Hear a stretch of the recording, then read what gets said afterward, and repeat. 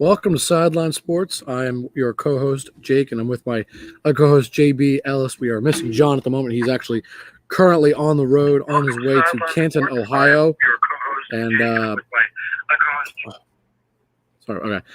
looks like he'll be in Ohio soon, so looking forward to seeing him there. I'm also on the road, Wildwood, New Jersey, and on a little vacation, even though John seems to think New Jersey beaches are disgusting. I don't. I think they're fantastic, and that's why I'm here. JB, how you doing?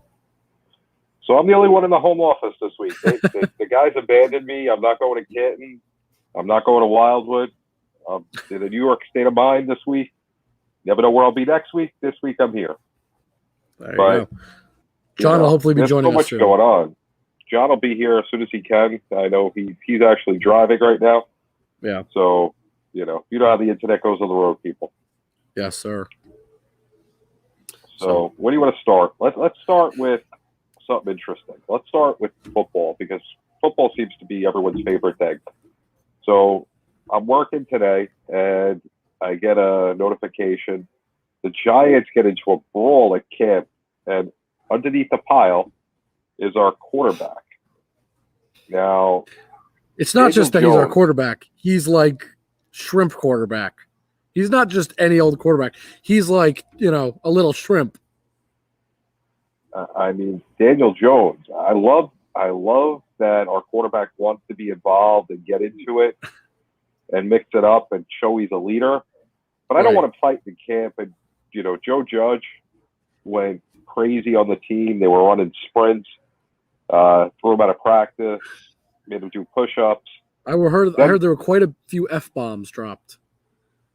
Yeah, it was pretty bad. And then he went and hugged his daughters who were at practice. Showing the news I read was like, oh, the two sides of Joe Judge. But so far he's earned my respect as a coach after last year. I thought he did an okay job. Probably the best coach we've had since Coughlin. I didn't like him to begin with. I know you don't. I love this. I think Joe Judge is. God. I was going to say, this is what a coach is supposed to do. I mean, look, you got to earn the respect of your players, and you want to earn the respect of your players. All right, you want to fight on my field? I'm gonna kick your butt into shape. You're gonna pay for it. I love it. I think that's exactly what you got to do. I wouldn't like it as a player, of course I wouldn't, but that's true. That's what you don't think I would move. If you're gonna fight on the field like a bunch of idiots, you're gonna get what's coming to you. Yeah, what I liked about it, two things I liked about it. First of all, from everything that I've read, free agents want to come to the Giants because of Joe Judge. They come and have meetings and look because they like him as a coach. Then secondly, when something happens, he takes command of the situation and, he shows the team that he's in charge. Daniel Jones, I love the fact that he was involved in the brawl. I like that, but we don't have anybody to back him up right now, so he can't be taking that chance. It's not like we have, somebody on the bench. I like the idea of it. I like the idea of it, but he's also the wrong person to be on the bottom of that pile. Like, he is not built for that. He's not like Evan Ingram or even any of our offensive linemen where he's like a big guy. Daniel Jones is a small guy. Like, Daniel Jones is not particularly large. I mean, he's about the last guy I would expect or want on the bottom of that pile just based on size alone. I mean, he's like scrawny. I mean, and I'm not trying to make fun of him or anything, but kid isn't too big. And I hear that I'm like, he's going to get crushed out there. Not happy about it. I heard, though, from the team and my sources that everything was good afterwards. All the guys were in the locker room joking around. They were all fine. They all said the standard, it's on the field. That's where it goes, and that's happens. Where it ends. Yeah. And that's the way it should be. There's been a history of training camp fights throughout the NFL for years, know. And how a team comes out of that can say a lot of how their year is going to go. Right. I don't expect much from the Giants anyway. They had an okay year last year. Yes, we should have won the division. I'd say having 6 or 7 wins. I think that's pretty fair. Yeah, and don't get me wrong. We should have won the division last year, which means we would have been a playoff team. But I still say no team. We weren't deserving of playoffs. Right. There was no. I'm not upset that we didn't make the playoffs because making the playoffs we didn't deserve. I'm upset that we got cheated out of the division, and we were better than the other teams, and we hurt ourselves. We should have won a game in Philly. Yeah. You know, we cost ourselves the division. But when a team gives up in a game they could win, yeah, I just have no respect for that. That's why that whole Philly-Washington game, it'll still leave a taste in my mouth. Oh, and absolutely. You know, all the Eagle fans that don't understand that, you know, they're not true fans. They're homers, and that's great. Yeah, be a homer all you want, you know. But when it comes down to it, the Giants are the division champs. That's the way I look at it. I can care less what anyone says. They're out of order, you know. If you're an Eagle fan and you disagree, the only thing the Eagles have done smart is they got rid of Carson Wentz, who's out 5 to 12 weeks. Oh yeah, that's rough. Great move by the Eagles. You know, it's funny because I said they would be a good team with Wentz. I said that. I said Colts will be better with Wentz. And what happens now? He's out. And I've been hearing rumors. I mean, there are some rumors, but most of it I feel like is jokes that they may be targeting Nick Foles because why not? Every time you seem to bring him in with Carson Wentz, it seems to work out pretty well. Yeah, there was a list of 5 quarterbacks that they should be targeting. But let's start with the whole Carson Wentz is hurt again thing. So I believe when we spoke on the trade, I said he has no mental toughness, and he'll be hurt anyway. And if I'm correct, Jon was not here to defend himself. Thought it was a good trade because Carson Wentz was going to bring the Colts back some respectability. You were okay with the trade. I think you were more if he stays healthy. I said if he stays healthy, they'll be a really good team. Like their defense is fantastic and their O-line is great. So there was no way he could suck that bad. I mean, he can only be so bad that he could screw up so much. Yeah, I just, certain guys just tend to get hurt. And it doesn't really, it's just their bodies are the same way where certain guys never get hurt. You know, Cal Ripken, the guy played how many straight games for whatever reason, and then look at a guy, like Anthony Davis. We'll be talking about him sooner or later. Always hurt. And it's not that I don't think Anthony Davis takes great care of his body, because I'm sure he does. He's a professional athlete. The guy is not, right. Not heavy. He's, not anything. He's in good shape.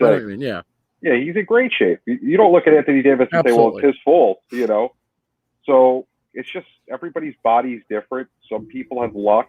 Some people just have unlucky injuries. But Carson Wentz, for whatever reason, like the concussion he got 2 years ago, that wasn't his fault. But yeah, it came down to he can't stay on the field.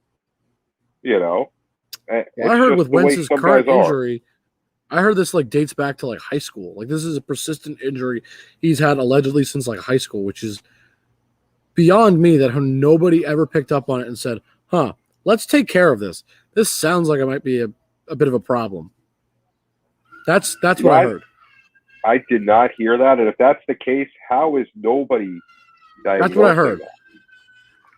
I mean, I'm looking it up now, but that is the rumor I heard, is that it may have been a lingering injury he's had for years, which is to me extremely concerning. Yeah. So it says, here you go. Doctors determined that Wentz unknowingly suffered a broken foot at some point in his career, likely in high school, and when the quarterback planted his foot in practice last Thursday, a piece of the bone came loose, which is A, disgusting, but B, tremendously concerning that no doctor at any point ever with a guy that has an extensive injury history like Carson Wentz himself never said, it looks like there might be some damage to your foot, man. Well, what I don't get, with all the physicals and injuries and times that when you're a player, I mean, listen, I played high school ball. I never played college. So I can tell you there was always a team doctor. If you got hurt, because I hurt my knee, they checked you. They checked you again. You couldn't go back on the field until you were cleared. So if he broke a foot and nobody realized, that's scary. What's going on there that they're missing that? That's what I'm saying. It's not like it was a minor injury. It was a broken foot, they think, and it happened many years ago and earlier in his very early in his career. How do you not notice it at some point or another? I mean, I don't get that. I just hope that, listen, I've never, even guys I don't like, and I don't like Carson Wentz, I never want to see them hurt. I hope he gets healthy.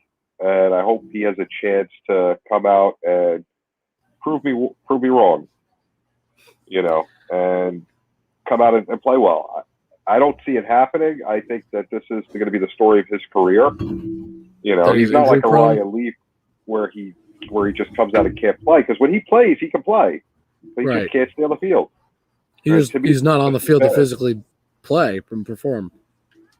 I mean, he's like the Anthony Davis of the NFL. He's Glass Joe of the NFL. Unfortunately, I mean, the Mike Tyson punch out, reference. I love it.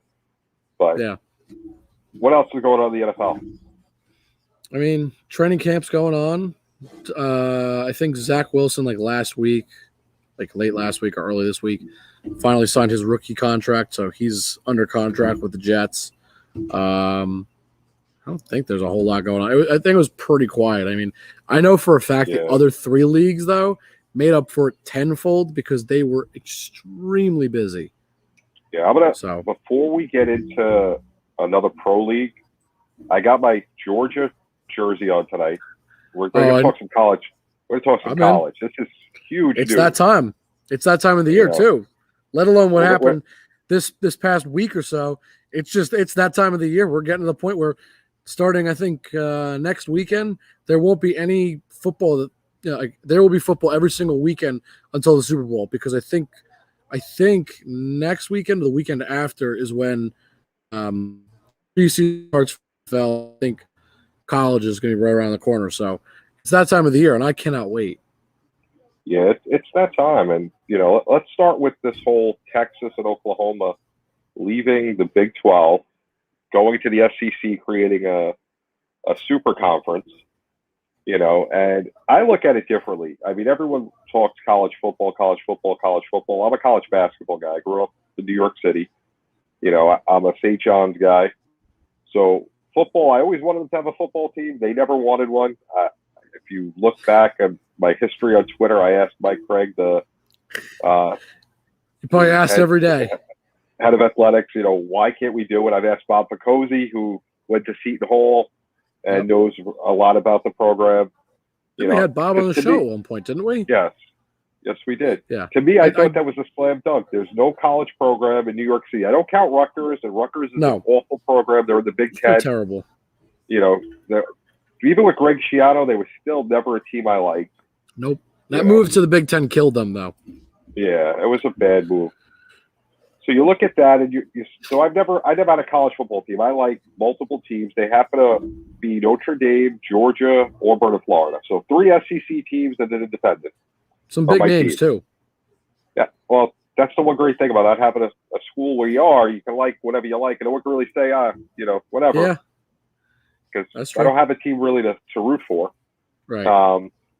But so now we got this super conference going on in the SEC. So now there's all sorts of rumors of what's going to happen. The ACC and the Big Ten possibly merging.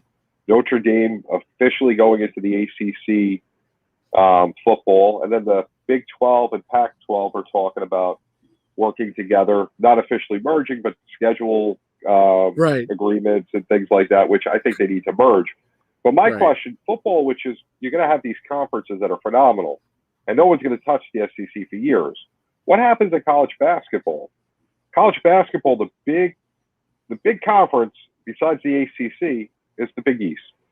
So there's no way the Big East could go into a super conference because we don't have football. Right. So what happens to them if you go to all these super conferences? I don't think it's going to do anything. And if you look at college basketball, there's 200 or so Division I college basketball teams, where in football, I believe it's 108 last time I looked. Maybe a little bit more right now. Well, because it's expensive to have a football team. Of course. Space, you got to have the insurance, you got to equipment, practice, travel. Right. College basketball, there's a lot more closer teams. You really need a court. One bowl. There's no other equipment besides sneakers and uniforms. Right. So you don't need all the pads, the practice dummies, 12 people, all that sort of stuff. 85. Right. All that stuff. So I get the cost difference, but how does the Big East play into this whole super conference thing? Is something I want to know, and I don't think we have an answer for that. I don't know if you what your thought is on it. I don't think they care. I think football and basketball, they just see as like totally different entities. Like they are worlds apart. Like the school themselves care, but the people that run the school. But other than that, they don't care. I think they just want money, and if they can get it in a new conference and they can get more money and more sponsorships and more, more spotlights, they'll take it. They don't care. They couldn't care less, I'm sure. You know what I love to see happen? I would love to see the NCAA step in and say, all right, enough of this conference stuff. We're gonna divide you guys for all the sports, 4 conferences. Break it up any way you want, geographically, east, west, south, north, whatever. More or less like the NFL does, more or less. Yeah, you get 4 conferences. You play football 10 games, 6 in conference, 4 out. Fair. And random schedule. So there's no, this team, that team, whatever. 18 playoff, top 4, and then you go to rankings for after that. Nice and simple. You with your 6 games, if you have a rival like Ohio State, Michigan, you always keep your rival. They'd be in the same conference anyway, or the same division. Right. So you make sure that they always play. But, like, for example, guys that may not, like Notre Dame, USC, wouldn't be in the same division. But that's a huge rivalry. You make sure you keep those games. Right. That's it. Stop this shenanigans with conferences how many teams are going to be in the SEC? The other thing I think they need to get rid of for college football, they need to get rid of that just stupid voting committee, like to create, the top 4. I'm so sick of that. Like that's just the whole ranking system is always screwed up no matter what. Teams get snubbed every single year, and I'm so sick of it. Just eliminate it. Like get rid of it and start going to like point differentials and things like that to determine who goes ahead of who. It was simple. There's 5 power conferences, or there was. I don't know if we're going to still count the Big 12. But for now, from last year, there was 5 power conferences and then the group of 6. Right. Playoff, 8 teams. Those 6 get an automatic bid. Top 2 in the rankings besides that. 8-team playoff. Simple as anything. That would work a lot better. I hate the way that their system works because they're always relying on people's opinions on teams. And I know they're supposed to be biased, or rather non-biased, but they definitely are. It's an inevitability factor that there's going to be some sort of bias, and it's always terrible because teams that don't deserve to be number 1 are, or teams that totally get left out that shouldn't be. Like you may have a team that was undefeated and one team with a loss, and one team with that one loss still makes it, even though the undefeated team, although record-wise they're better, they judge to be worse. I think that's just a bunch of baloney. If the record is better, the record is better. It's not like the NFL. If your record is better than somebody else, all right, too bad. You're not. You make the playoffs, you don't. Simple as that. It's a simple process, but college football, it's like the one thing I've always hated is their thing is, okay, let's do it based on who we think looks better than the other, and of course account for records somewhat. But it's not fair because you get teams that don't necessarily deserve to make the playoffs, making the playoffs because people liked them better or thought they looked better or whatever. Yeah, and I mean, you should get rewarded for winning your conference. Yeah, absolutely. It can't be any more simple than that. You win the Big 12, you get in. You win the Pac-12, you're in. There's 5 of them. 4 teams in the playoffs. It doesn't work. And it's a simple system. Or should be a simple system. I don't understand. They want to make money. They talk about making money. They do things to make money, but this would make them a boatload of money, and they choose not to do it. And it would just make everybody's lives so much easier. And I think like fans would appreciate it so much more. I wonder if it's because it gives us something to talk about. That could be. I mean, I tend to think sometimes sports leagues or owners or whatever, players even, do things intentionally to make us talk. Like just to give us something to talk about and not just have it be, I guess, like plain Jane kind of boring stuff. I mean, look at the NFL this week. I mean, I just thought as we're talking about things to talk about. Odell Beckham Jr. spent like $1 million or $2 million or something on his stupid teeth, like to get like gold and diamonds or something stupid like that in his teeth. Like, why else would he do it other than maybe he thinks it's a good fashion statement? Like, I don't know. But it's like I see that, and all I can think of is OBJ. You're out of order. You're out of order. It's as simple as that. Did you see that this week? I don't know if you saw it. I think it was 1.2 million to get diamonds. Yeah, it's so stupid. 1.8 million. That's what 1.8 million. Like, who spends that kind of money on their teeth for that? He's got like diamonds in the back of his teeth. It's so dumb looking. I can't even say that it makes sense in any possible way. I try to think of a world where that would be a good use of money. I don't know. Like, here's what it looks like, apparently. Like, this is a mold of the teeth, I guess, and in the back is supposed to be, like, basically what it looks like. Like, how stupid that looks. I mean, it looks terrible. Who would want to be near those teeth? I'm sorry, but who would want that? Even if it looked good. Right. There's no... But, you know, if it looked good, I could make the argument that maybe I could see it, like, somewhat worth it. Because the money he has, like, he can just... 1.8 million to him is really not a lot. Like, let's be real. It's really not a lot. To him, it's like nothing. But to spend 1.8 million on those disgusting, stupid teeth and still look like an idiot like he does... what does it do? And let's remind everybody, he's also in Cleveland, which is like not a flashy place to live at all. If he was still in New York, at least I could try to understand it. All right, fine. Flashy place. It's all about being the biggest, the best, the brightest. There, he just looks like an idiot. It's not even worth it. I don't get it. No, I just, he could have gave me 1.8 million. I'd have got him a couple of diamonds. We could have made some jewelry, and he'd have been fine. And even that would look a little stupid, but fine. At least that's. I'd have pocketed 1.7, and he'd have had a lot of diamonds. Yeah. But like I said, this is why I'm saying I agree. I think sometimes these people just do things to make us talk, like to give us something to discuss, because he looks like an idiot. I don't know how he possibly thinks that looks good. And I'm not trying to be mean to him. I liked OBJ in New York before he became a total diva. But I mean, just I can't imagine what's going through his head, that he's doing such stupid stuff like that. Like, he's so worried about that, but he's not really focusing on his game on the field, and it's showing. He's not as good as he used to be. Like, when he was in New York, he had some really great moments and some good seasons. Now he's not bad, but he's not nearly as good as what he used to be. I don't think. I think he's seen his play kind of decline a little bit. Yeah, no, he had a couple of injury-prone years, which so when he's on the field with him and Landry, it was an amazing combination. Right, but they're both not on the field together a lot of the time. That's the problem, because who do you guard? Right. For him, he's got to just stay healthy and focus on football and stop doing everything else that doesn't matter. Well, if that's what players do sometimes. Like I said, I think to make us talk. But want to be relevant.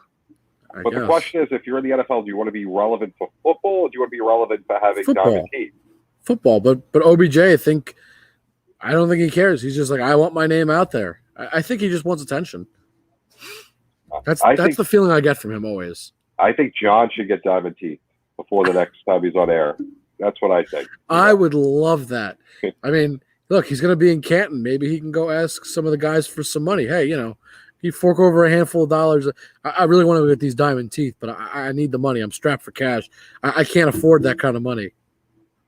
Listen, I don't get it. I don't. But each their own. There's all sorts of strange things out there. Whatever. So, all right. Anything else in the NFL? I think we got to. I think we got to talk some NBA because. Oh, I want to end with the NBA. What? I want to end with the NBA because that's all right. Should we go to baseball then? Yeah, let's do the baseball trade deadline, which was crazy. I mean, last week I titled our episode, the NHL, I think, like, trade extravaganza or off-season extravaganza. That, like, got blown out of the water this week with the MLB because the number of just huge, crazy impactful trades was just absurd. I mean, you had some of the top players in the entire league moving, I was shocked by some of the trades. I don't even know where to start. I guess we'll start with the Dodgers. I think we got to start with requiring Max Scherzer. Oh boy, I mean, I don't like that, and Trey Turner, but I mean that's great too. Don't get me wrong, but just you land Max Scherzer. I mean, do you just? I don't like to do it, but do you just hand him the championship and say go home with it? Because now they got one of the best rotations you could probably think of in all of baseball. I mean, it's mind blowing to me how great that lineup is. It was insane. I mean, to get Scherzer with the team that they have, and they gave up like really relatively nothing. It was not a lot. I wouldn't say they gave up like a huge haul for it. Like they gave up of course they gave stuff up, but it wasn't particularly bad. It was pretty easy. They sent 4 prospects. Yeah, we're going to get to the Cubs in a couple of minutes because that was a fire sale. But the Dodgers, I mean, the rich getting richer. I mean, just their top 3 pitchers, like starting pitchers, are going to be Walker Buehler, Max Scherzer, and Clayton Kershaw. And I don't know how it gets better than that. That is, it leaves me speechless how good that is, because they were already great and they're just getting even better. Yeah, but what's scary with how good their pitching is and as good of a lineup they have, they're still, 3.5 back of the Giants. Yeah. So I think for me, the Giants are just having a good season. Like, it's just, to me, this is just an anomaly. This is not sustained, consistent winning. The Dodgers are sustained, consistent winning. Well, the Dodgers, this is their team. They're going to do what they're doing. They're going to make the playoffs as a wild card or win the division either way. Right. Where the Giants, you could see falling off all of a sudden and lose 10 Oh, in a row. absolutely. It's like, oh, wow. And lose the division and they're done. Yeah, so, but the Giants, they made a big move too. They went out and got the Cubs' Chris Bryant. They sure did. He was probably the best hitter on the team. Yeah, one of them. I would think their 3 best hitters got traded at the deadline. 3 best hitters gone. Bryant, Rizzo, then Baez. And Baez. The way it and that's go fine. By top 3. Even though I think anybody would love to have them. Anybody would love to have them. Oh, yeah. And 3 teams got the 3 of them, which is just wild to me. Yeah, I didn't. You gotta like the move when you're winning the division to go out and acquire a big bat. And Absolutely. Bryant was another guy that he didn't re-sign with the Cubs as of yet. He's on his last year of the contract. You're renting him out. Will he stay with the Giants? I don't know. Who knows? But they want to win now, so it's worth taking a shot on him and bolstering up their lineup, because that's what they need, a good third baseman to solidify that team. And, we're going to worry about the Dodgers. You've got to do whatever you can. If you can get a superstar, you definitely got to go and do it. And that was a great move. I think it was like the last trade or one of the last trades to go through on the night. And it was like a last minute splash. And I was like, oh, Jesus. Like, I was thinking, all right, maybe the Cubs won't sell everything. And then the Cubs ended up selling everything. They've stripped it down so fast, it's ridiculous. I mean, that's got to be one of the fastest destructions of a team I've ever seen. I mean, they went from 3 superstars to none. Well, I'll say it this way. They're all free agents at the end of the year. Right. The team is not winning this year. You could still re-sign them. Yeah. So it's not a horrible move. No, I think it was a good move, because I think it's smart to get some value for them. Like, you're not going to get their full value, especially because they're not necessarily under contract after the season. So it's a little bit hard to guarantee them, because, all right, they're not going to be under contract, so you're going to lose them possibly for all these teams. So you can't get the same asking price anymore. but it's definitely not they same still value garner as they had large here. amounts of return, and they clearly did for all 3 trades. And I mean, the Yankees got Rizzo. He's came to New York, home run first 2 games. He's been playing really well. He's had quite a few hits too. Tonight. 2 for 3 tonight with 2 runs scored. He's out of the 3, the one I like the most, and I'm glad he went to the Yankees. Great guy in the community in Chicago. Yeah. Has a lot of different charitable work on the field, a leader. Absolutely. He's been great. Left-handed bat in the Yankee lineup. And that's the big thing that they did. Huge. They got him and Joey Gallo from the Rangers, and I was very happy about it because I know that I have pros and cons. I was a little upset because I'm like, these are guys that are going to strike out, or at least Joey Gallo when he first, he was the first guy to come to the Yankees. I was like, he's great. He's left-handed. That's all well and good, but he's just another bat that's like home run or strike out. That's a lot of the Yankee lineup. Rizzo is a guy that will get you the base hits that you need. He's more like DJ LeMahieu, where he's going to get you the base hits that you're looking for. He's going to score those runners that are on base, and that's what's important. Listen, that was probably Rizzo. I think was the perfect pickup because we really didn't have a first baseman. We had Luke Voit, so I'm surprised we didn't trade him though, because he was good and he is good. He's just hurt. He's hurt too much. You can play him at DH. You can play him probably in a corner outfield, and he can take him off the bench. So I wouldn't have got rid of him. But I would have traded him because I don't know. What were you going to get for him? Maybe some draft picks, or maybe some decent prospect. He could be a starting first baseman on most teams. Oh, I think. I don't question that. I could see a decent return. A contender is not going to say, okay, Luke Voigt's going to take us over the edge. So you're not going to get top picks from a value. He'd be a good off-season trade. Yeah, maybe that's the trade deadline. That's somebody you're going to have to finesse and push and try and get it. I think the other reason they probably didn't trade him, and that was my initial thoughts. Oh, he's going to get traded. I could see why they didn't, just in case Rizzo doesn't re-sign with New York. Again, being a free agent, I could understand that because then it's like, oh, well, what do we do at first base? We're going to put like Chris Gittens, who is a guy I'd never heard of before this season until now, of course, I know him, but I'd never heard of him before. No, you're not going to do that. You'd rather keep Luke Voit if you can. So it'll be interesting to see. The Yankees have money, so if they want to keep Rizzo, I think absolutely.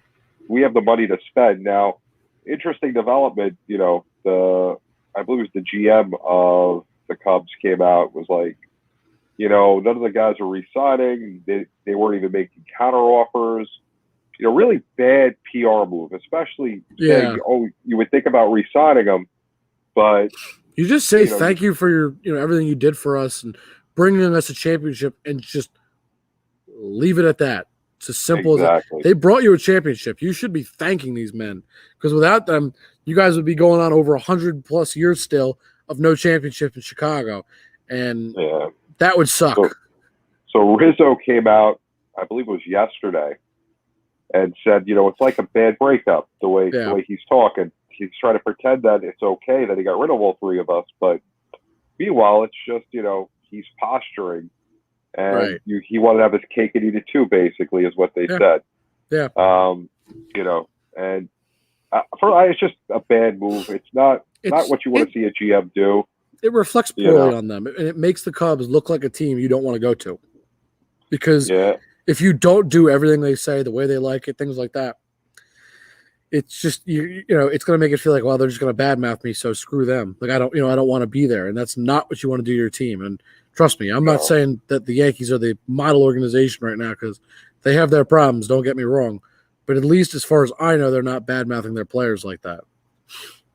And then the last piece of the Cubs trilogy to go was Baez to the Mets. I love that trade. I love that.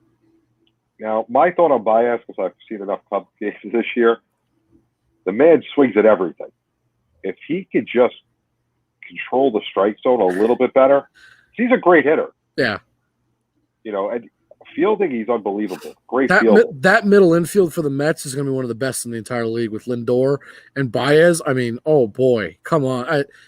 Please name a better infield, because I don't think I can. That is fantastic. That's exciting infield. Some of the best gloves in all of baseball in one infield right next to each other. I mean, that's got to be awesome. The man just doesn't see a pitch he doesn't want to swing at. If he could stop that, he'd be a lot better. I hopefully he works on that.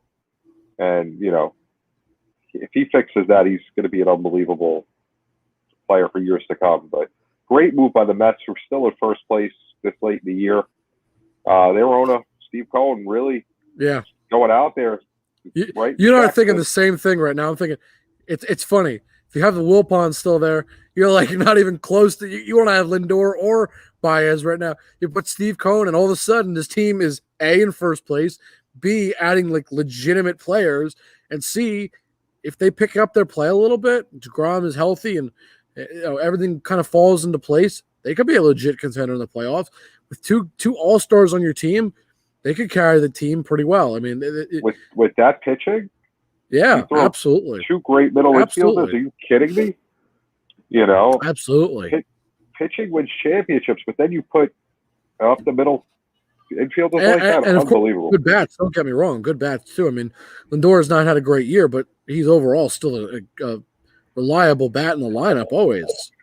Oh, without a doubt. I mean, they're not. We lost you, JB. We lost your audio. There you go. We got you. We caused some issues. We lost you for a second. You were muted. Repeat that if you can. Can you hear me? Give me 1 second. There we go. All right. Repeat whatever you said because I have no idea what you said. No, they're both respectable, major league hitters. They both are above average. You have absolutely. To fear both of them. I think the biggest loser in this trade, Wilson Contreras. Yeah, I would have said I would have said Cubs fans. Well, I'm talking about player-wise, and team-wise.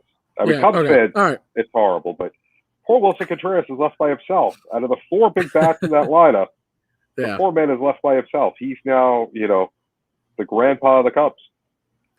It's the best player on the team. It's funny how he goes from the fourth guy, if you will. I don't mean to, of course, pick on him, but he's number 4, if you will, and now he's number 1, and he's the old man because of what happens. It's funny how that happens. Yeah, I mean, he's one of the better defensive catchers in the league. The guy can hit. He's a great leader, but all the pieces that were around him are gone. They have a lot of nice young players. Wisdom was started out in June. He was on fire at like 7 home runs in 8 days or something. It was unbelievable. Horner, when he was healthy, was killing the ball. Then he got hurt. Now he's back. He's doing okay. So they have a couple of nice young players. Ortega, another good guy that batted leadoff. He had 3 homers the other night. It's just a matter of rebuilding at this point. Contreras is, I hate to say it, but he's going to be out the door. Like he's the next to go because this is going to be a new regime in Chicago. Like this is going to be the start of a new team, a new everything, because there's no shot that they're going to build around Contreras now. It's too late. They're dropping out everybody and starting from the bottom. Yeah, and they got some talent in the pipeline as well. They got Ed Howard, who's going to be a phenomenal second baseman as he comes up the ranks. So, they're going to be a good team in a few years, but they were on the cusp before they went on that 11-game losing streak earlier this year. They were in the division, and they weren't that far out of the wild card. They just kind of gave up on it. Yeah. I guess, not knowing if they were going to re-sign the 3. Sure. And not wanting to spend the money, which the Cubs have the money. Right. The Ricketts have money to spend. They redid all of Wrigley Field.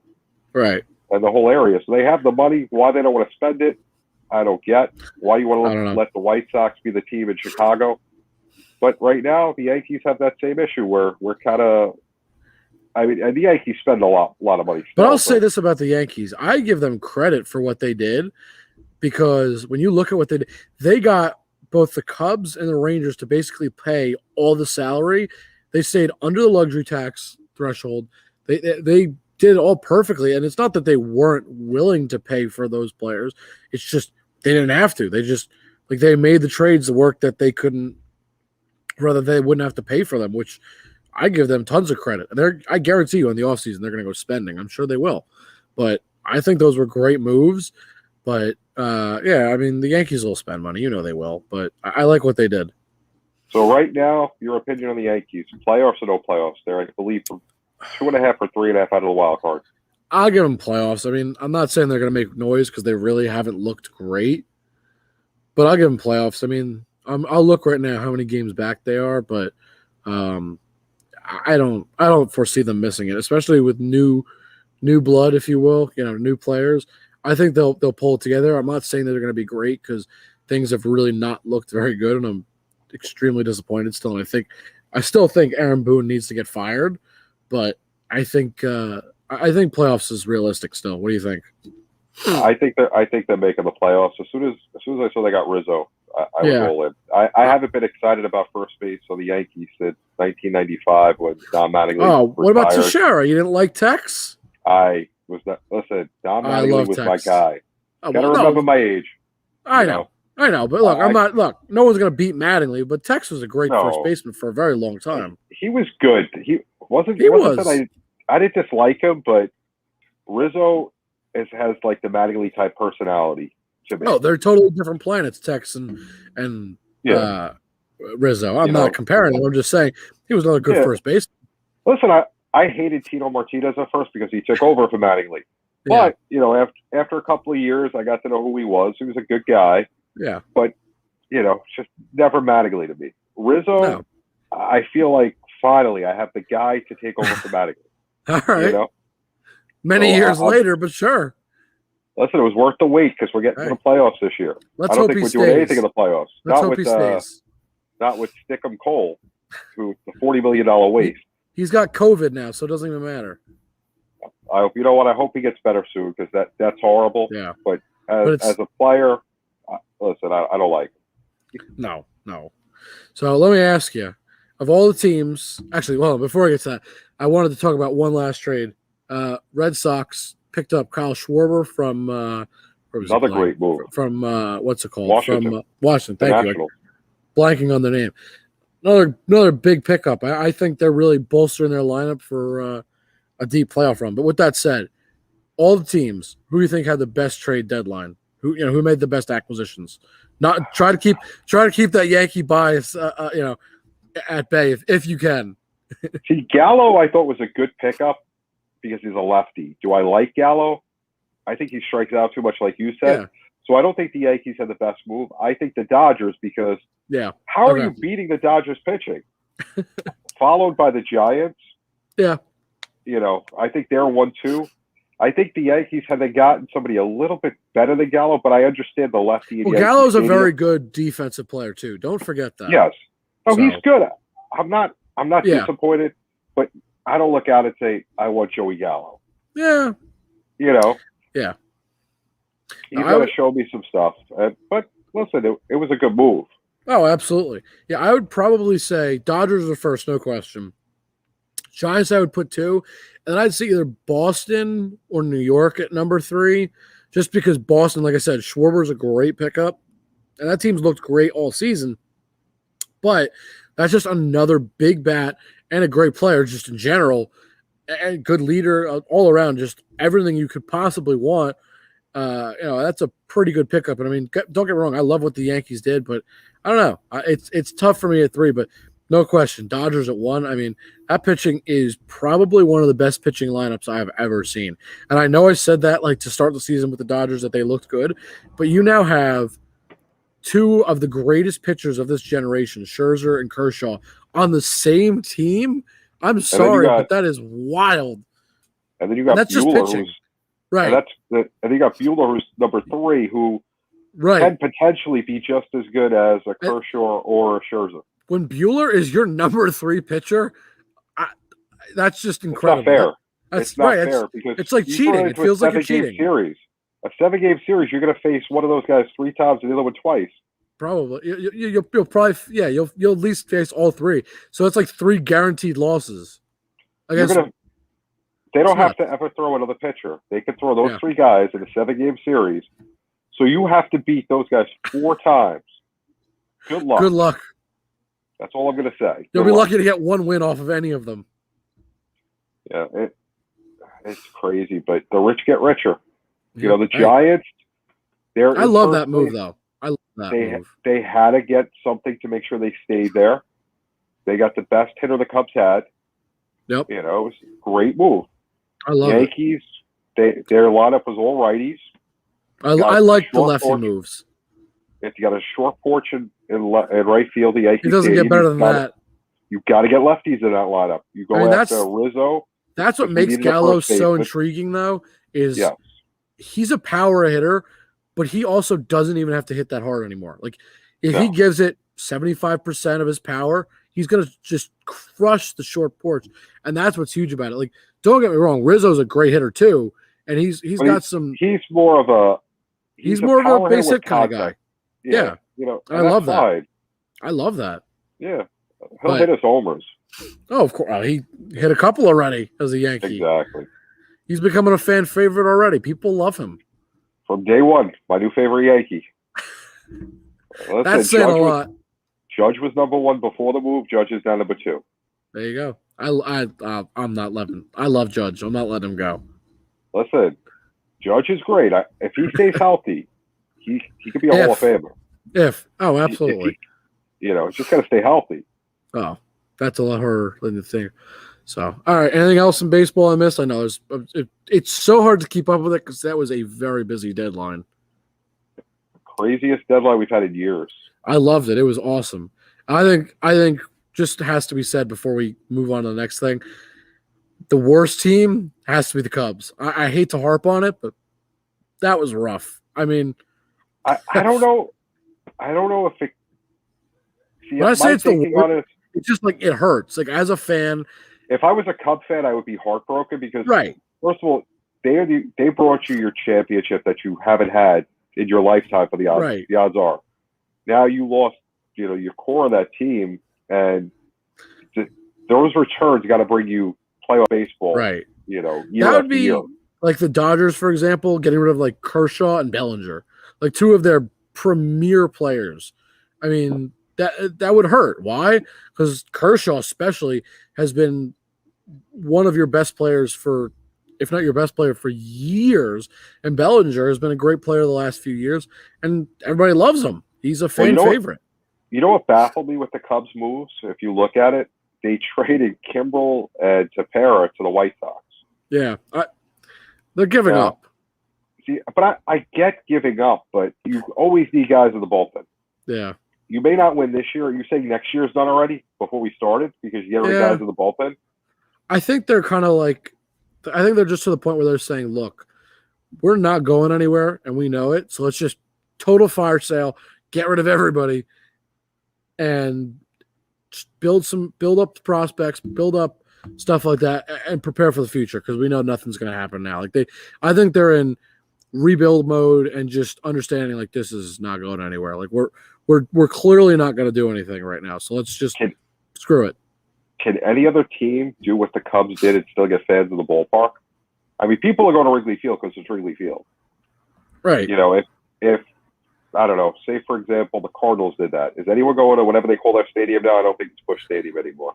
I don't even know. But the short-term answer is no, absolutely not. No shot in a million years. I mean, if the Yankees did that, I'd go because it's New York. The Yankees, it's different. But if I lived in like any other place and that was my team, like for using John as an example, hopefully he'll be able to join us tonight at some point.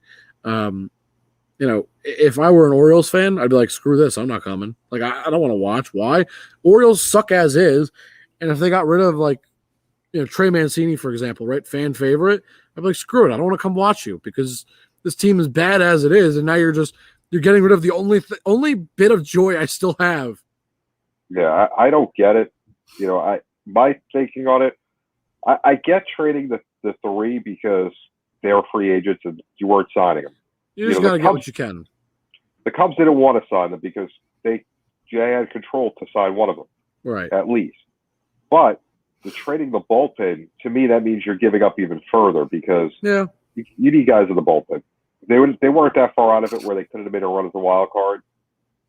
that to me hurt me more than anything. And then to trade it to your crosstown rival, that's like the Yankees, trading, I don't know, a decent player to the Mets. All right, Could you imagine sending Judge to the Mets? I would vomit. I hate to say it, but I would. I think I would actually legitimately throw up out of just pain and being upset. Yeah, I don't like it. That to me bothered me more than them trading the other three because they kind of made sense. I'll say this: for doing that, they're out of order. They are. They definitely are. But I get it, but I don't like it. I'm very much against it. They gave up. Yeah. But anything else in baseball going on? I don't think so. I mean, it was busy, but I think that's just about everything. So, all right, let's move to NHL because I know we're going to talk NHL, and there's really more than anything, I'm just going to recap a lot of what happened because there's only so much to talk about. But honestly, more than anything, I have to be completely honest with you. I just want to go talk about the NBA because free agency only just started. What was it last night at 6:00, right? Yeah. Last night at 6:00. And it has been one of the most wild free agencies I can remember in quite a while. Because like when AD went to the Lakers, all right, that was big, but that was the big thing that year. When LeBron went to the Lakers, that was the big thing that year. This year, there are like 4 or 5 big things that have happened, and it has just been wild. And I know you're going to be upset about at least a handful of them. I know for a fact. I know. Listen, as we were doing the carousel last night, as I was producing it, Megan's on air. All I know is my phone's going off. This move just happened. This move just happened. And I'm sitting there. I'm like, are you kidding me? This is like, what's going on? What's going on? But what's going on in the NHL before we get to that? All right. NHL, only a handful of things. It was, I wouldn't say it was quiet, but a lot of it had happened last week already. So we kind of, it slowed down, if you will. Marc-Andre Fleury, I think we talked about it a little bit last week, but this week he kind of announced like, hey, Chicago, I'm coming to play because there were rumors he might retire, he may just hang it up because, I mean, Fleury is not young anymore, but Chicago gets a new goalie, so good for them, and he'll actually play. I'm still baffled by that trade, but I'm not. I don't get it at all. I don't either. I can't make sense of it. I mean, I know he's older, and I get it, but I don't trust Robin Lehner enough, at least personally, to say like, yeah, let's go. Like let's put him at the helm, number one guy. Let's go for it. I don't trust him enough. It's not that I don't trust him. I'm just like, no, not enough. I wouldn't be confident in that. But whatever. Tyler Johnson, Tampa Bay Lightning, was traded with a second-round pick in the 2023 NHL draft to Chicago Blackhawks in exchange for Brent Seabrook. So it looks like maybe Tampa's like, all right, look, we're going to exchange a younger guy for veteran defense, maybe. I don't know. I don't like that trade either because I love Tyler Johnson. Like I hate him actually as a Rangers fan because he hurt us badly. But I think as a young player, he's fantastic and he's been great. But whatever. I don't run the show, but I don't like Brent Seabrook. I don't love the trade. I just think it's I don't know. I don't want to say a wasted trade, but it's not their best trade. Just I don't know how much Seabrook has got left in the tank at 36. He's getting older. He's definitely not the same physical shape that he used to be younger. No. I don't love that. Not at all. That's in terms of trades. The big signing for me was Seattle. We made fun of their draft, right? I go, wow, Seattle, that was a really bad expansion draft, right? It went so badly. And then they go out and do one of the best things they possibly could have done, which was sign Philip Grubauer. He was up for the Vezina. He was one of the finalists. He was playing for Colorado, and they signed him to an incredible contract. And they go from having young goalies that I admit I was like, I'm not certain about these guys. I don't know how I feel. We'll see. To one of the premier goalies right now in the league, and it was great. They had him for 6 years, $35.4 million with an AAV of 5.9, so about $6 million on average against the salary cap, which is really – it's not – I mean, not nothing because, again, you have to remember NHL salary caps are a lot less than NBA, and NBA proves out this week when we talk about it. You know, guys signing for over $200 million for a couple of years, but – I mean, that's not nothing, but still, I mean, that is a fantastic contract, and I love it. I think that was the big news that I was like, I love this. That was really, you know, I made fun of Seattle. What? I'm going to cut you off for a quick second. I want you to look up online now the Canadian long jumper, Damian Warner, and I want you to tell me who he looks like, and I'm going to tell you my thoughts as soon as I saw him. Okay. Oh, he looks like kind of like Richard Jefferson, I think. I would say. That's a good one. To me, when I looked at him, he looked as if Reggie Miller and Kobe Bryant had a baby together. I can see that. All right, I'll give you that. I'm watching. I'm like, Kobe or Reggie? What's going on? I'll share it for our viewers, but I see Rich. I see what you're saying, but I feel like Richard Jefferson was a good Jefferson one. After you said it, definitely, but he has that blended Kobe Reggie Miller look. I see it. That's fair. But this is who we're talking about because, honestly, I'd never heard of this guy until you mentioned his name. I literally had never heard of him in my entire life. That's him. I'm sticking with what I look, I see what you're saying, but he's got the Richard Jefferson look. That was immediate thought. I was like, that's Richard Jefferson. Oh, my God. He's just pretending to play for Canada. But yeah, anyway, back to what I was saying. I basically made fun of Seattle the entire time. And then they went out and did that, and I was like, huh, that was pretty impressive. That was actually a good job. So I give them credit for that. I mean, I still don't love their team. I don't think their team is great. But I think with Grubauer, it's a big step. Goaltending is one of the most important things you can have on a team. If you have good goaltending, if those players are scoring a handful of goals a game, 2, maybe 3 goals on average, it could be a good team. You can win a lot of games. You don't have to score much if you're not giving up goals. Absolutely. So that makes a big difference. I'm still excited to see what Seattle does because I don't know yet.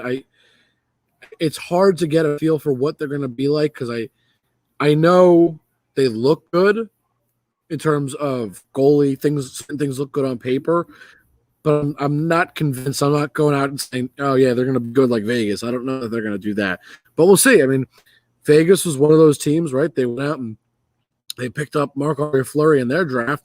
And it clearly worked out. Of course, now they traded him, but we'll see. I don't know. It could turn out to be something like that where band of misfits kind of come together. It works out, and they're good. I don't know. We'll see.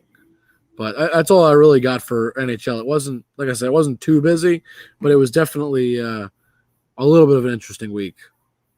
Now for the golden nugget of the week. Oh, I'm NBA. So excited. I am so excited. Do you want to start with the draft? You want to start with the Russell Westbrook trade? This is your baby. You're NBA guy. I leave it to you. I just know I have so many things I want to talk about because I am so excited. I don't love all the moves personally, as a fan of the Knicks and things like that. But I will say, as a fan of the NBA, boy, oh boy, did I love this week. It was amazing. One of the best weeks of NBA we have had in years, I would say, years. So Russell Westbrook, probably, we all know how much I love Ja Morant. If you watch the show, yes, Russell Westbrook is literally a human triple-double at this point. He is akin to Ja Morant to me. Ja Morant and Russell Westbrook interchangeable. Either one, I'd be very happy to be on the Nets. Playing in New York somewhere, but neither one are. But the Lakers go out and get Russell Westbrook. I think that was a great move. It gives LeBron move. A core 3. We're going to talk about the other moves in a second, but it gives them a nice. Because they now have a core 4, I would say. I would say they have a core 4 with some of the moves they made, but we'll talk about that. Yeah, at that point, it was a core 3. Right. They have a point guard, so LeBron doesn't have to run the point. They got a guard that can go down low and get rebounds, doesn't mind dishing the ball, and can score. Absolutely. So it takes a lot of the pressure off LeBron, and even AD, who, maybe doesn't have to feel as much. Yes, exactly. Doesn't have to feel as much pressure. So that was a phenomenal move by them. I love it. Think? I think it's great, mainly because we talk about how LeBron and AD love to take time off. This is the guy that's going to be the exact opposite. I don't think I've ever seen Russell Westbrook take off like legitimate time unless he was seriously injured. And I think he's going to become the heart and soul of this team. Like, and that's not anything against LeBron or AD. He has this intensity that neither of them have anymore. Like, I feel like the two of them are very laid back, a little bit more relaxed than they used to be. Look, turn on, don't get me wrong, but Russell Westbrook is just a monster in the court. And now you have, like, I think, arguably the best all-around player in all of basketball right now. He is incredible on the court. He does literally everything. That's why he gets triple-doubles so consistently. And it's just, to me, it's like you couldn't pick a better player. I mean, no. If you got LeBron and AD saying, I can't do it tonight, all right, he'll step up. And how I know he'll do it, he's been doing it. That's what he's been doing for the last, 3-4 years, I think it's fair to say that he's really like hit his stride good. But I feel like he's really hit his stride the last few years and been beyond unbelievable. I mean, he went to Washington where majority of the weight was on his shoulders, and he just said, I got it. When he was in Houston, he said, I got it. When he was in OKC, same thing. And he has been phenomenal. I think it is going to be just one of the best trades we're going to see in general. This was awesome. Yeah, it was an unbelievable move. I loved it. The Lakers also, a lot of people are saying how now they're becoming the retirement home where they're re-signing all the guys they had previously. You know, you looking at the list of what that and the fact that they're old. They're an old team. They have like, I think 4 or 5 players with the age of Jon, he made it. They have quite a player in their later years of 30. They have, let me say, 1, 2, 3, 4, 5, 6. They have 8 players that are 32 or above, that says a lot. I mean, I don't know if I want to call them the retirement home, but it does feel like that somewhat. It's interesting. I mean, they went and got Trevor Ariza again, who they had before. They re-signed Dwight. Yep. Carmelo, which is a great I move. like that move. John, I hope you're hearing us and you're able to talk and chime in. I know you're driving, so be safe, of course. But I hope you can chime in because I know you're not a Melo fan, but I loved this. Like, I honestly think more than anything, this move is great just because I like to see LeBron playing alongside Melo. I know they've been friends for a very long time, and honestly, it just makes me happy to see them finally playing together more than anything. So yeah, sounds like we're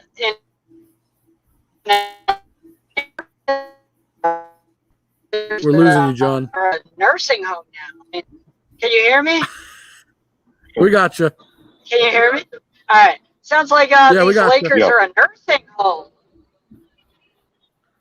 My gosh. Sounds like they're so damn old. Are you losing me again? No, you're there. We're good. All right. Yeah, man. I don't really care about this signing. I mean, Trevor Ariza's garbage. He didn't do anything with Miami. He was never great. He was okay. I know where John's head's at, though. He's all excited about Miami right now. I know.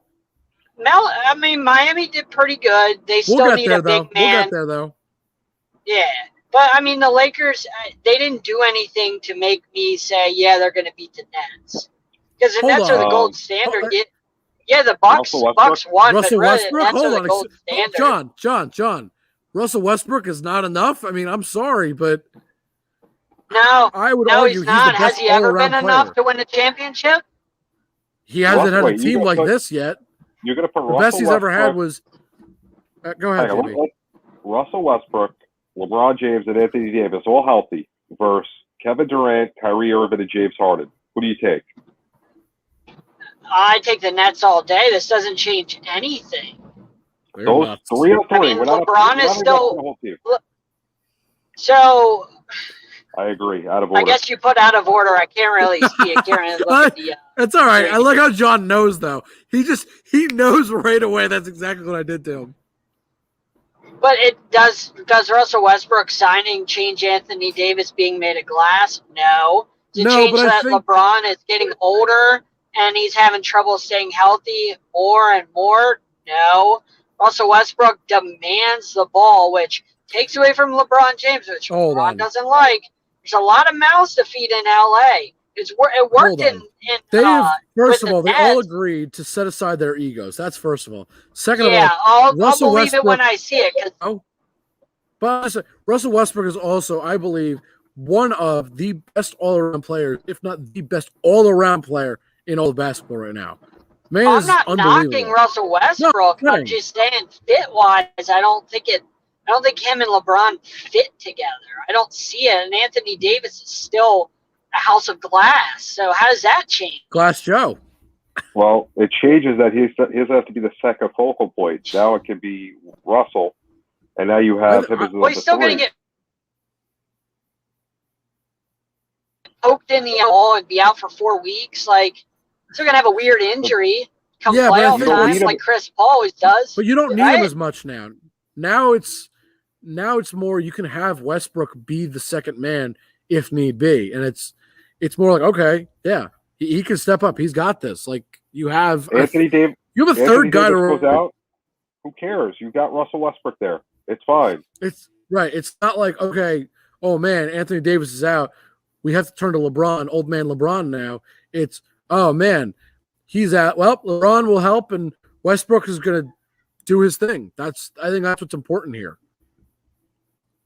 But yeah, I think it was a great move. And then Melo on top of that. I like that move.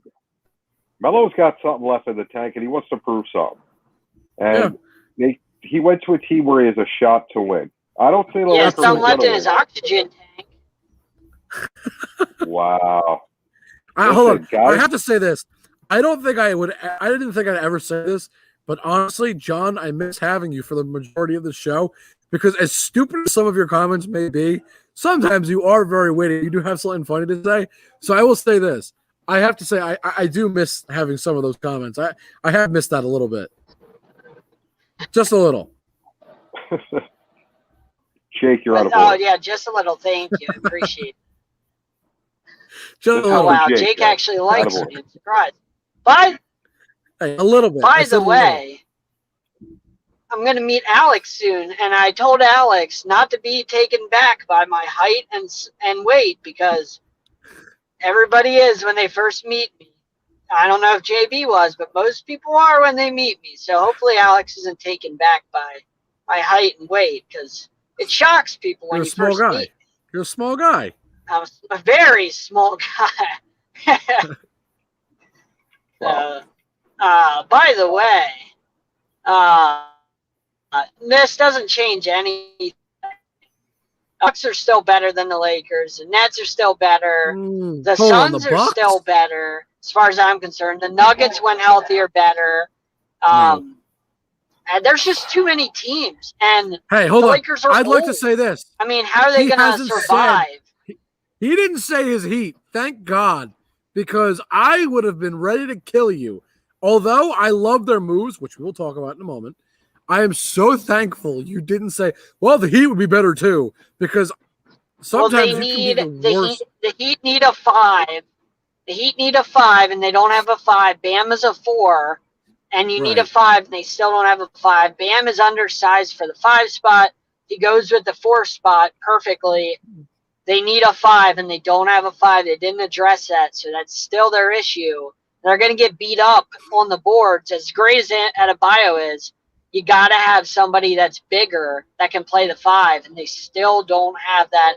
And they don't have the cap space anymore for that. So, yeah, as far as I'm concerned, they're not. You can't put them in the – you can't put – I mean, who's going to cover Giannis if they play – you know what I mean? It's going to be the same song and dance unless they get somebody to cover Giannis. You try and put Bam on him, but it's hard. I have never been so proud of John's coverage. I know, right? He's so brutally honest. Our boy is finally growing up. Well, look, I'm on my way to Canton if our audience Well, they know. Fashion. I think we lost you, John. But I don't know. The Heat, they did make some good moves. Did they make the right moves? No, I agree. They don't have a big man. No. You don't need a traditional big man the way the NBA is now, but you got to have somebody to pay for rebounding, and they just don't have it. I think that's what's good about the Lakers with Anthony Davis. Like, that's one of the things he does very well. I know he's not your traditional big man, but he'll rebound the ball for you when he's out there. Again, when he's out there, not on the bench because he's got a broken pinky toe. Blake Griffin re-signed. I agree with. Oh, you're back. Okay, gotcha. And the thing is, like, even though you don't need a traditional big man, just to touch on the Heat, it puts Adebayo in a position he shouldn't be in, playing the 5, and that's not fair to him. So then that makes him play a different game than he should. Exactly. So it's like putting LeBron at the 4. It just doesn't work. He needs to be at the 3. I feel like a proud parent right now. Spot. John is like, he's making coherent sense. He's saying things that are real, not saying, "Oh, the Heat are the best team." He's actually saying things that are real. I'm so proud. It is very nice to hear. It's refreshing. Blake. So I was going to say Blake Griffin re-signed with the Nets, which was a good move after the run he had after he came over from Detroit. He played a lot better. The Knicks get Evan Fournier, and who else do they got? I think they just did a bunch of re-signs, which was it. Oh, JB, please tell me how the Knicks are a new destination. Please. I beg you to tell me how the Knicks are the new destination for free agents. Please. Maybe not this year, but if you want to play and you want to be somebody, you want to come to New York, I don't know. It's the world's most famous arena. I mean, it'll happen. Hold on. We got to talk about the Heat, though. We haven't mentioned.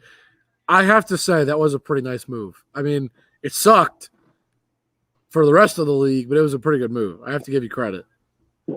That's a pretty good big 3 you got going. Bam, Jimmy, and now Lowry. That's a pretty solid big 3, and that's what you need these days. The Miami Sheet, because they're already gone to bed. They're done. I didn't say they're going to win. They could go hang out with the Milwaukee Yucks. The 2 of them. Hey, you want to make fun of the Bucks, but they won a championship, whether you like it or not. Listen, it happens all the time. Weren't the Nationals champions 2 years ago? Yeah. With another suck. Some tomfoolery. That's fair. With some tomfoolery of a wild card game. Hey, all I'm saying is all that matters, though, at the end of the day, they got the championship, whether we like it or not, whether it was a fluke or not. I'm just saying they got the championship still. I'm not defending them. JB is 100% correct. No, I'm not disagreeing. I'm just making the point that as much as you may not like them, they did still get the championship. Whether they deserved it or not is another conversation. Because I think they were a much better team. The fact that they won. They're a good team. Do I think they're the most talented? No. Oh, no. No, of course not. I'm just saying, look, at the end of the day, they won. At the end of the day, they did win. Yes, they played well together. Yeah, they won, but no. They were like like JB said, when the Nats won, like every weird thing had to bounce their way, and it did, and that's how they won. Sure. Yeah. Lightning doesn't strike twice. And you're not gonna have the entire NBA banged up. The Lightning did strike twice. Actually, they won back-to-back. You shut your mouth. You watch your mouth. I know. I'm sorry. That was a bad joke. You know what? I'll put myself. You're out of order. I'll do it to myself because it was a bad joke, but at the same time, I mean, I was right. You were. I mean, you're not wrong. I just hate the Lightning so much. John, I hate them too. Trust me. Are you kidding me? Who likes the Lightning? In all honesty, it's like who likes. Apparently, Alex does.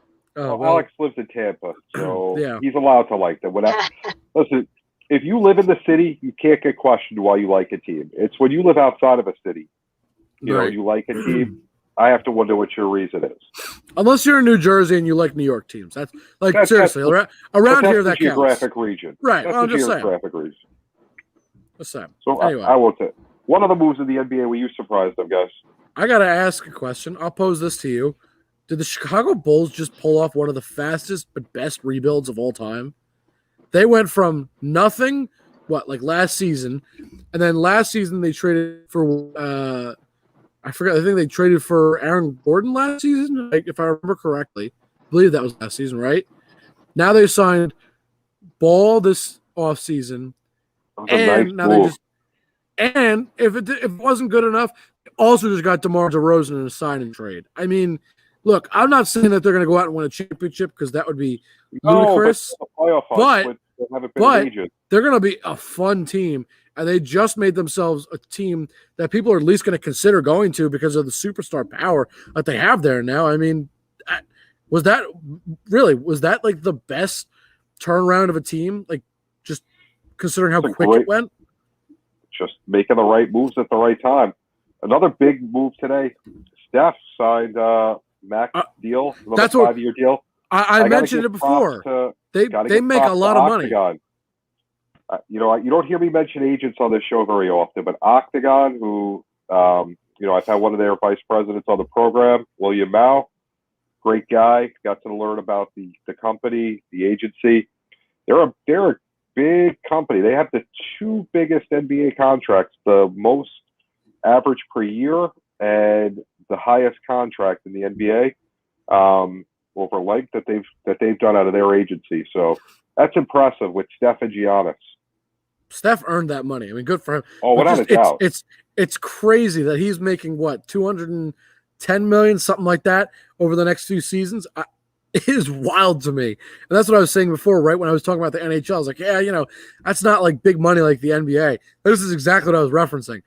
When you make, $10 million a season in the NHL, you're making big money. When you're making that in the NBA, you're making pay dirt. Like, that's nothing. Guys like Steph are making, that kind of money is wild. They're making what? He's going to be over 5 years. He's going to be making like $40 million a season. It's ridiculous. If you can play a sport, honestly, to get paid, the NBA followed by NFL, MLB. I think.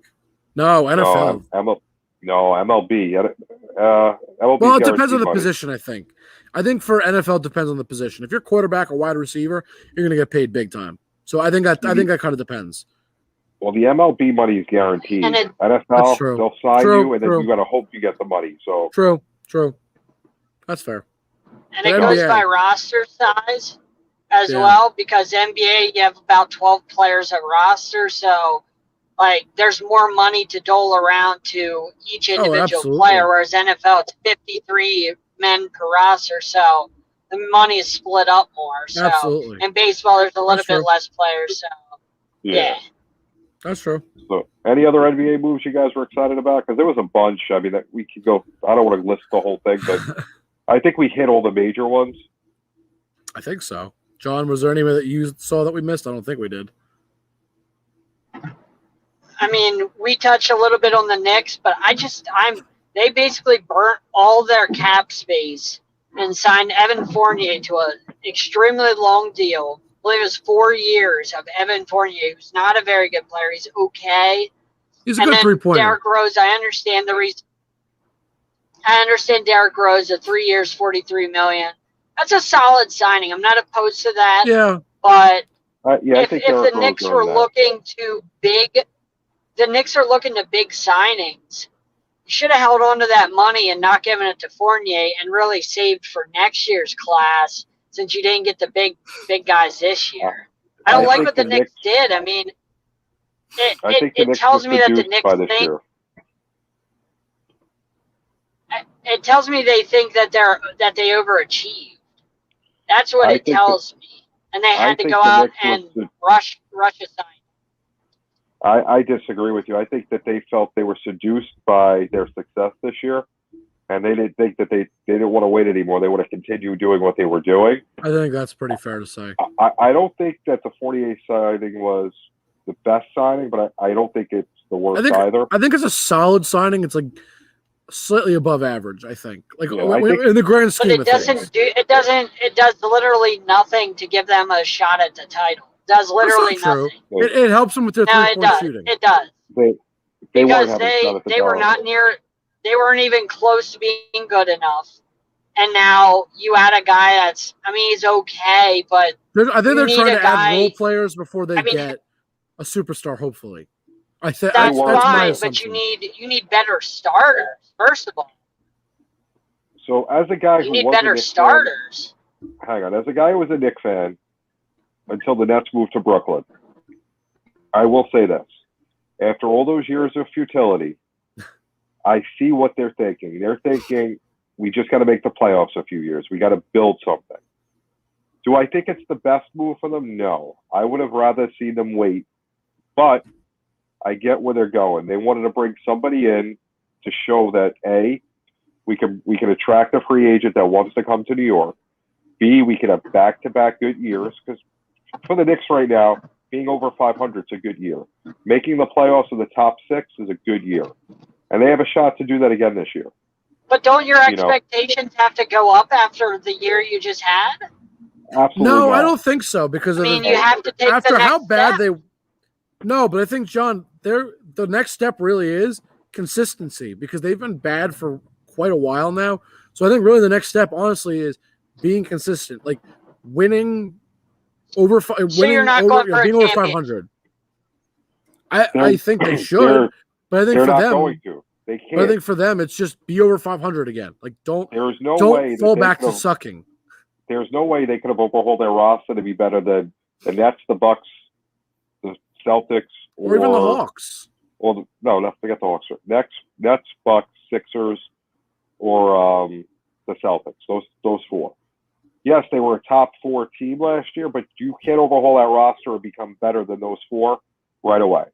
Agreed. What you can do is be consistent and make the playoffs the second year in a row and start showing the change in culture that New York is a place that makes the playoffs and can win. That's when you start building and going. The Knicks have tried it the other way for too long. It didn't go anywhere. I think it was the right move.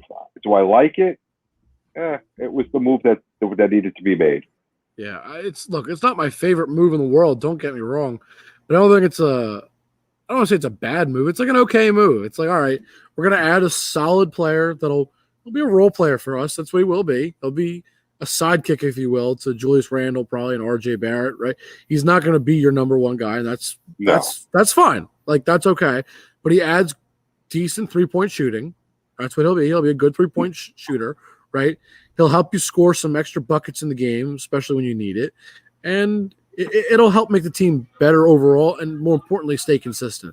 Is it the best move that they probably could have made? No, I don't think so. I think there were better moves, but I do think it's a decent move because at the very least, it's going to help them be consistent. And if a team sees the Knicks go from below 500, right, they get a new coach, they start winning, and now they're consistent, it's going to help them to still improve and continue to look like a decent destination spot. If they just have one good season and then they suck again, I wouldn't want to go to New York because I'm thinking, these guys were frauds last season and they showed their true colors again this season.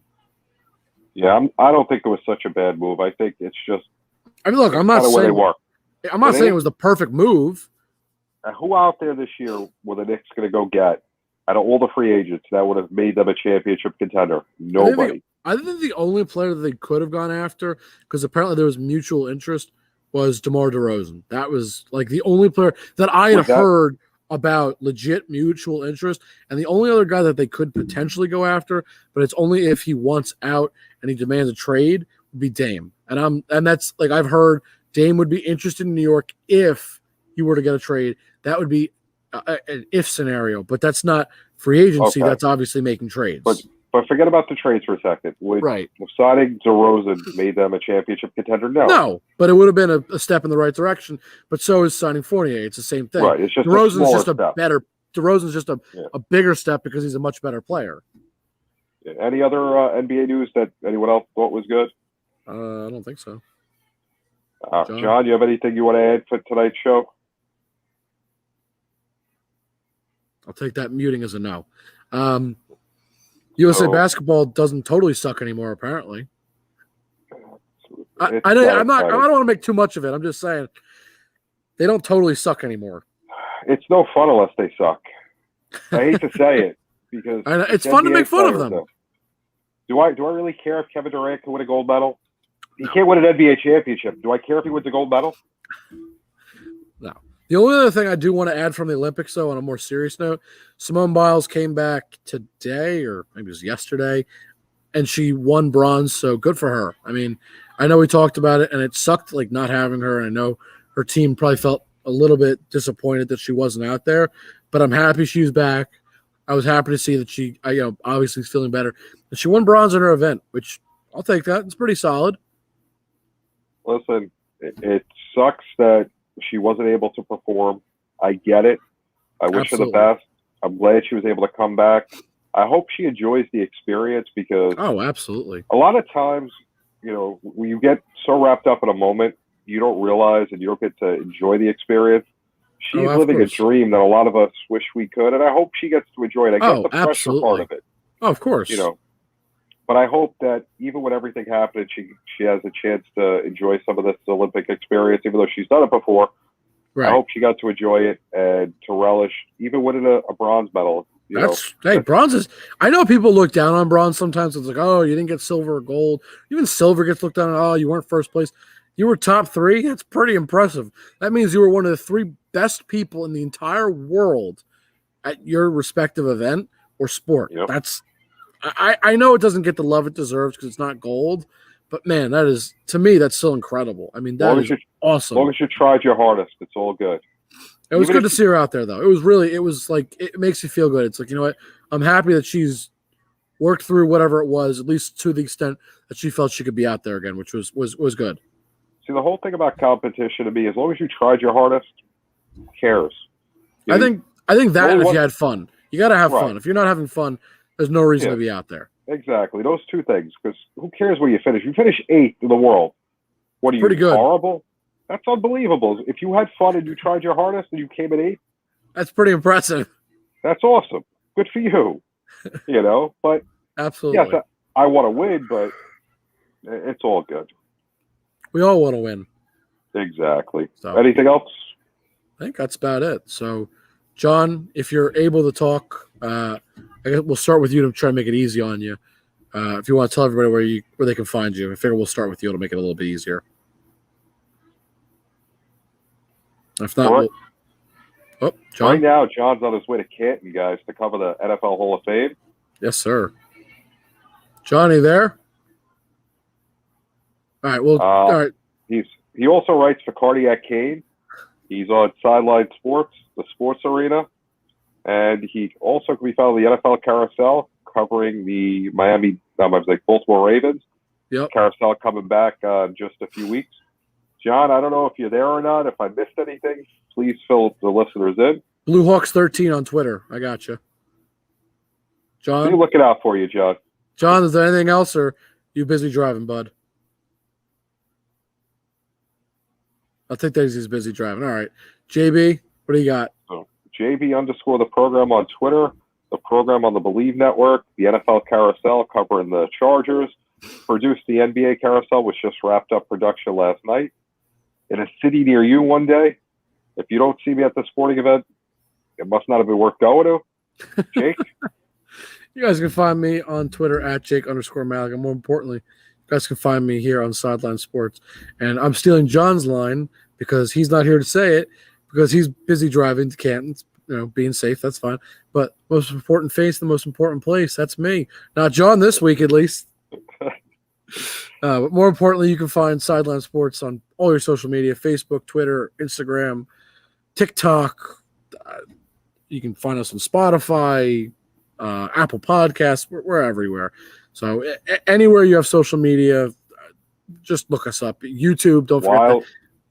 Wildwood, Canton, New York, New Jersey. See? And John, just so you know, seeing as I've been at the beach for 3 to 4 days now, New Jersey beaches don't suck because I'm currently at Wildwood, New Jersey, and I'm on a private beach with a bar. It is fantastic. I don't know that last time I checked, Pennsylvania doesn't have that. So New Jersey beaches can't suck that bad because at least we have some. Just got to say that. And his lack of silence says it all. Just saying. That's another episode of Sideline Sports. Check us here next Tuesday. And you never know what's going on. Seems like the NBA wants to be in the news. Hey, absolutely. John, I'm sure you can hear us. Be safe, buddy. And everybody, make sure you're watching for Jon, especially because he's going to be at Canton. He's going to be at all the Hall of Fame stuff. So big week for Sideline Sports, but I think that's it. So we'll see you guys next week.